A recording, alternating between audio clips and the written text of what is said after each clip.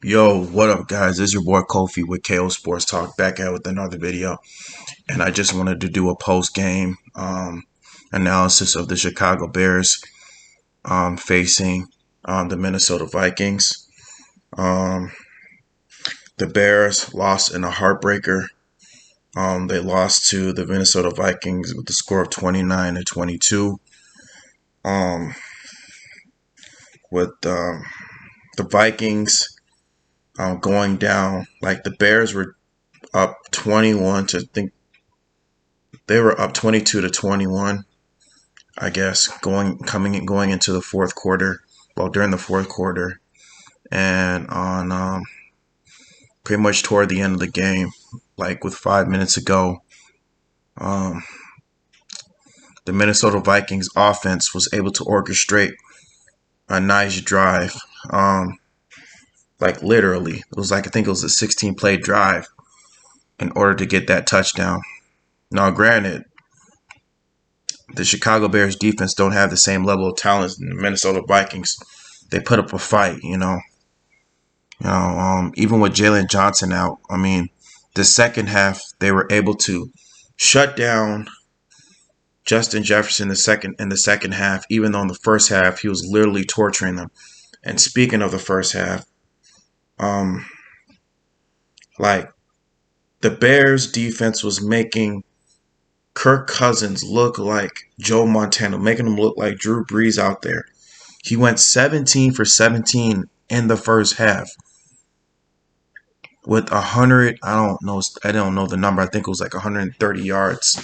17 for 17 in the first half, and they were up 21-3.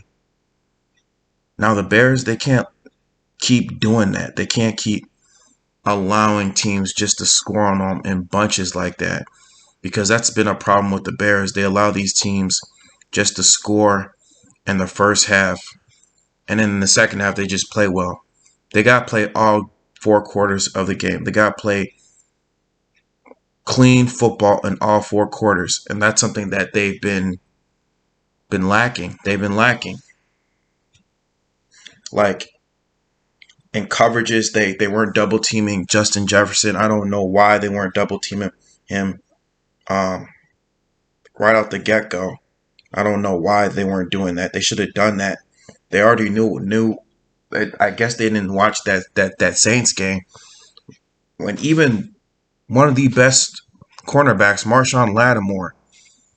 Marshawn Lattimore is one of the top cornerbacks in the league, and he still got torched by Justin Jefferson.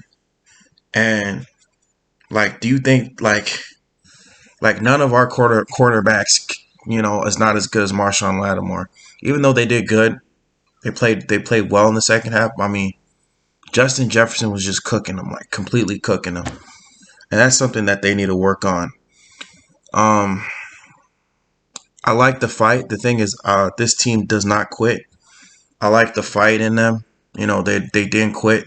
They just didn't like lay down and just didn't get blown out, because in all actuality, Minnesota should have scored at least 40 points. I mean, I got to give it up to the QB1, Justin Fields. If it wasn't for Justin Fields, this team would have been blown out by like 40-3, to be honest. Because I mean, Minnesota Vikings team is far more superior to our team, far more superior. And the score is really shouldn't have been indicative, of the final score. This game was like they were down by 18 points, literally going into the halftime. Before they scored that touchdown, but right before halftime. And speaking of right before halftime, what about that play, man? Justin Fields made to Darnell Mooney, the play of the year, man. That one-handed catch that Darnell Mooney made, that one-handed catch, that 39-yard catch that he made with a cornerback draped all over him. He caught it with one hand and was able to come down with it. I mean, that was spectacular. And that set up that touchdown like right before the half. Right before the half, man. I was so happy, with that play. I was really happy about that. And then, David Montgomery too, man. They gotta pay that guy, bro.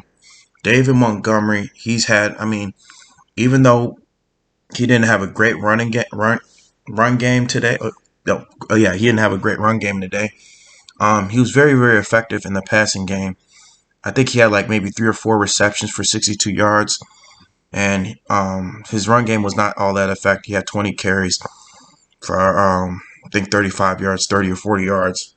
He wasn't that effective on the ground. That's what I know, because a lot of teams know that we're pretty much a running team. That's what they're going to key on. That's what they're definitely going to key on. And one thing for the life of me, I do not know why Coach Eberflus, right? I don't know why he's starting Sam Mustipher. Sam Mustipher has got to go.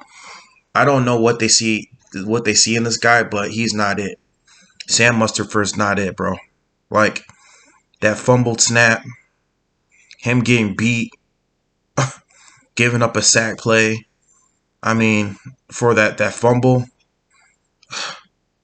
like, this guy is literally a liability. Like, they literally need to bench him. They need to put in Dieter Eisland, man. Like, this guy is mediocre. Like, he's worse than mediocre. I mean, he's a great guy, man, but he's just not it. He's not the athlete. He's not ready. He's not meant for the NFL. To be honest, he's not meant for the NFL. And I'm sorry to say this, but I gotta call it what it is, man. Like, Sam Mustipher's not it, bro. And if you keep starting him, he's gonna get Justin Fields injured, and it's gonna stunt his growth. It's gonna stunt Justin Fields' growth. If something happens to Justin Fields, that's gonna be on the coaching staff, man. Damn, I look fat, man. I need to lose some weight. But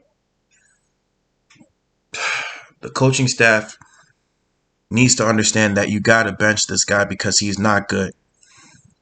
I don't know why you brought in Lucas Patrick just to be a left guard. Yeah, granted, Cody Whitehair went down, but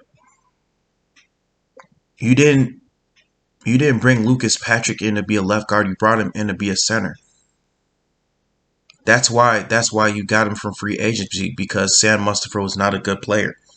So I don't know what it is, but you need to put in somebody from the practice squad, like I said, Dieter Eisland. Put him in and move him to left guard, or put in Michael Schofield and put Lucas Patrick in center, because this ship has already sailed, man. Like, this ship has sailed, and you need to bench Mustipher. Another thing, let me go back to the QB1, Justin Fields, man. What about Justin Fields, man? That kid is special, bro. Like, first half, it was kind of shaky, very, very shaky.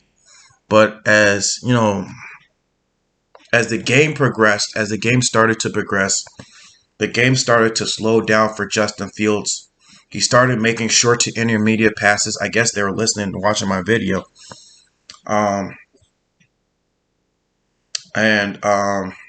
He started making very quick passes, like right on the play, because he knew that his offensive line was not going to stick. And so Luke Getsy, he was drawing up some plays that were really good for him, drawing up plays to get wide receivers open in the flats, in the slants, where Justin Fields can make plays. And Justin Fields made plays. And when he made plays with his legs, he knew when to make plays with his legs. Like, when the pocket collapsed or when no receivers were open, Justin Fields was just able to take off. And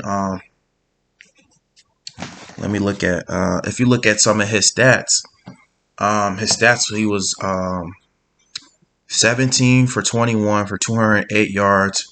And on the ground, he had 8 carries for 47 yards. And if it wasn't for that 4th down, bro, like that 51-yard touchdown, bro, like, I looked at the play again, man. I thought it was like an offensive, like a holding call. But when I looked at it, that Minnesota defender flopped like a mug, bro. Dude, he flopped. That wasn't on ISM. Those referees damn near cheated, completely robbed Justin Fields out of a 51-yard touchdown, and that was a momentum killer. People are always saying, "Well, oh man, you're so salty because oh your team lost. Oh, you're so salty because your team couldn't execute."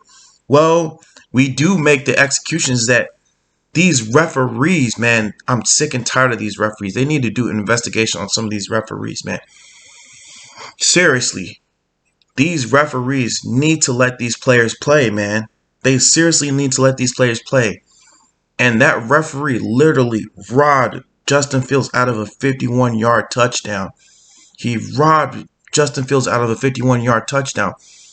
How are you going to call a questionable offensive holding on number 17 when the dude completely flopped? They should have done a replay. I don't know, man. Like that's what pissed me off, and that was a momentum killer. That was the momentum killer.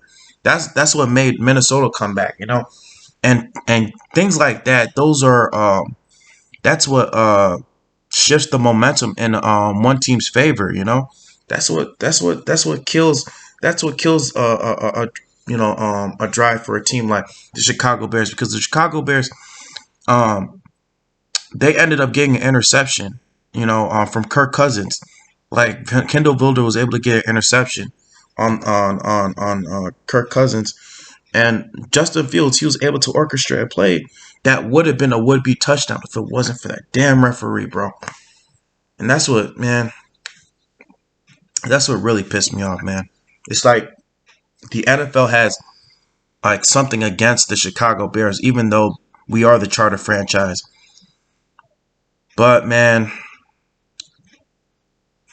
like I said, I mean, Justin Fields, he made progress, good progress, but damn, that loss hurt though, man. That loss did hurt though. The game was literally in our hands, and it's like Minnesota was literally just trying to give us the game. It's just those damn referees, man. Those damn referees, bro. I don't like to make excuses, man. I don't, you know. Like, we do need to make some improvements, especially on the defensive line, man. Like giving up these costly runs, letting teams run all over us, slicing and dicing us. I think we're gonna need to play more better as the season goes along. But hopefully, we can learn from this loss, and then we can use that loss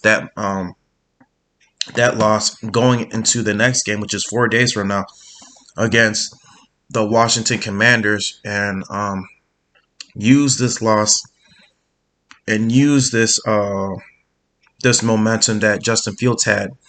Like, even though they lost, I mean, Justin Fields, he had a great game. He had a great game. Let's just hope that Justin Fields, he could use this performance to carry on to the Washington Commanders and have pretty much a breakout game, man. Throw for over 250 yards, 300 yards, 3+ touchdowns. Hopefully he can do that, and show the NFL world that the Chicago Bears have an NFL franchise quarterback.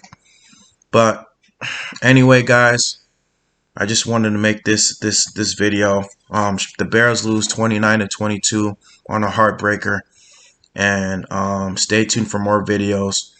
I'm gonna do a main event podcast probably Tuesday or Wednesday, probably Wednesday, day before the game, and I'm gonna do a breakdown analysis. Stay tuned for that. But yeah, guys, this is your boy Kofi with KO Sports Talk, and yeah, I'm signing out. All right, peace.